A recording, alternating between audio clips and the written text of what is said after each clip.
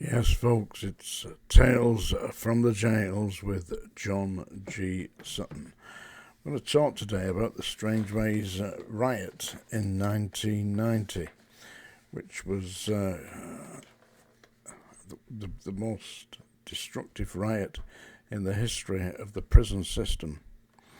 It continued for approximately 3 weeks, maybe a little bit longer, and saw numerous inmates up on the roof, smashing the place to bits.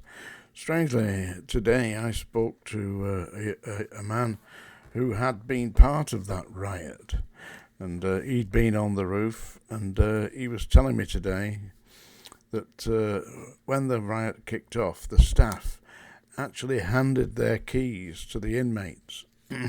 Now, I've long suspected that this riot was not what it was painted to be, an instant, uncoordinated act of mayhem. I believe it was, to a certain extent, planned and coordinated with the cooperation of the staff. Not all of the staff, obviously, but a number of the staff.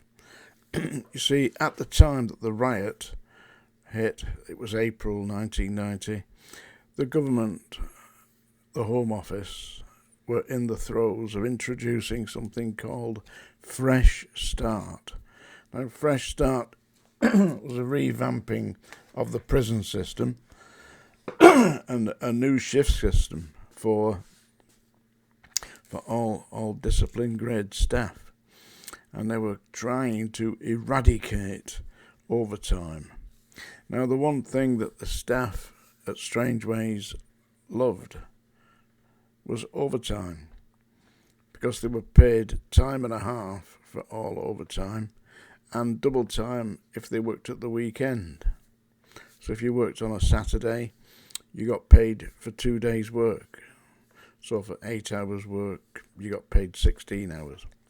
You weren't getting paid very much as a basic wage, which was something that the staff seemed to be overlooking, that if they'd had a proper basic wage to start with, then they wouldn't be wanting to work overtime, because it effectively meant that they were getting virtually no time with their families. But a lot of staff didn't seem to bother about that. There were staff there who had worked.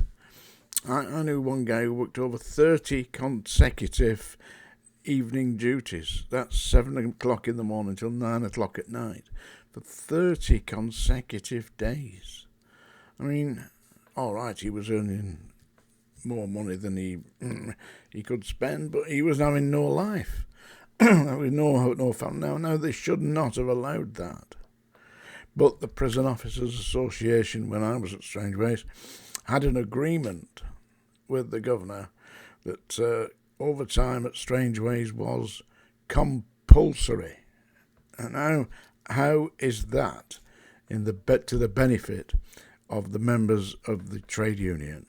How is it of their benefit to be advised that, despite the fact that they would be scheduled the weekend off according to their duty roster, they weren't allowed to have the weekend off because their trade union had agreed with the management that overtime was compulsory, so they could be ordered to come on duty on the Saturday or the Sunday.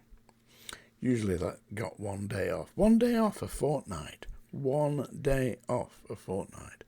I mean, when you look at it from where we are today, with numerous people, I mean, I would say probably 40-50% of the working population now works short working weeks and works from home. Not the prison staff. The prison staff to this very day are working ridiculous hours in filthy, dirty conditions, rat-infested, filthy dungeons, and there's no wonder that they can't recruit staff. And they're paying them a pittance. So eventually it's going to come crumbling down, folks. But as I say, I spoke to the guy today who had been on the roof at Strangeways in 1990. He said he got out of there quick, though. He didn't hang around to get arrested. He gave himself up. and was taken out of the prison, and of course would claim that he was coerced into doing this by the big bullies that were running the show. But it's always been my belief that the staff knew what was going to happen because they wanted to protect their overtime. It just got completely and utterly out of hand. Anyway, so that the place was destroyed. They didn't intend that to happen, but it did. And the prison staff, they did away with Fresh Start after that. They just continued with the old pattern. So that to a way, that plan about the riot in Strangeways worked. And also, if you've looked back in time, and those of you who were around then will remember that during March of 1990, there were riots all over the UK with people protesting about the poll tax. Now, the poll tax was, instead of paying rates on your house, you didn't pay rates on your house. Each individual paid to the local authority. So it was known as a poll tax. So if you were living in the area, you were registered on the electoral register, then you were required to pay a set figure per year to the local authority. And that was called a poll tax. The actual system prior to that, and still to this day, is the local rates. So you pay rates. I pay on a monthly basis. When I came here, it wasn't a particularly great amount of money. It has gone up now. It's in the thousands that you pay each year just for the right to live in the house. But I mean, you're getting the services, the local authority. They're caring for the people who are physically and handicapped and disabled. They're producing the libraries. They've got the maintaining the roads. And of course the refuse, they're doing that. And basically, I think it's the rates are value for money because we're all contributing to the community, or we should be. Of course, you'll get people who won't pay at all, will you? Yeah. So basically, my belief is that the Strangeways riot was to a certain extent orchestrated by members of the staff. According to the inmate I spoke to today, ex-inmate, he said that there was one member of staff who was quite actively going round making sure that the staff handed their keys over to the inmates and then got out of the prison and left the inmates to tear it to bits. So and it's always been my belief. I'll tell you something else while we're on the subject. I was speaking out against the reasons for the riot, which was violence and abuse, and the place was overcrowded, filthy, dirty, absolutely nothing whatsoever to do with rehabilitation. It was just a human warehouse. And I was speaking out about this on numerous TV programmes, and they invited representatives from the Prison Officers Association to come onto the TV channels and debate this with me. They wouldn't come. The POA would not send a representative to discuss the reasons behind the riots with me. There was a reason for that, because their actions were the reasons for the riot. That's why they wouldn't debate it with me. So that's it, folks. That's my belief of the truth behind the Strangeways riot.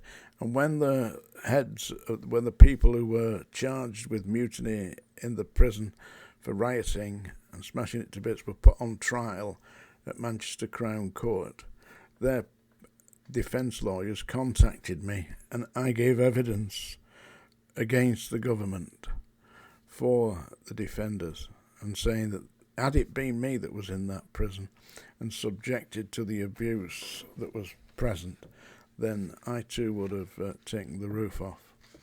And it was the only way, because nobody was listening. That's a song dinger, folks, but you don't need to worry. You're being spared the sound of my dulcet tones singing. I'm going to read you a poem. This is by Percy Bysshe Shelley. It's called Ozymandias of Egypt. It's about the pointlessness of owning anything, or building monuments, statues, all the rest pointless. In the eye of time, it will not exist. And this is Ozymandias of Egypt. I met a traveller from an antique land who said, 2 vast and trunkless legs of stone stand in the desert. Near them, on the sand, half sunk, a shattered visage lies, whose frown and wrinkled lip and sneer of cold command tell that in its sculptor well those passions red, which yet survive, stamped on these lifeless things, the hand that mocked them, and the heart that fed, and on the pedestal these words appear. My name is Ozymandias, King of Kings. Look on my works, ye mighty, and despair. Nothing beside remains round the decay of that colossal wreck. Boundless and bare, the long and level sands stretch far away. Ozymandias of Egypt, King of Kings. That's it for today, folks. Tales from the Jails. Do like and subscribe, and don't forget my book is on Amazon, Tales from the Jails.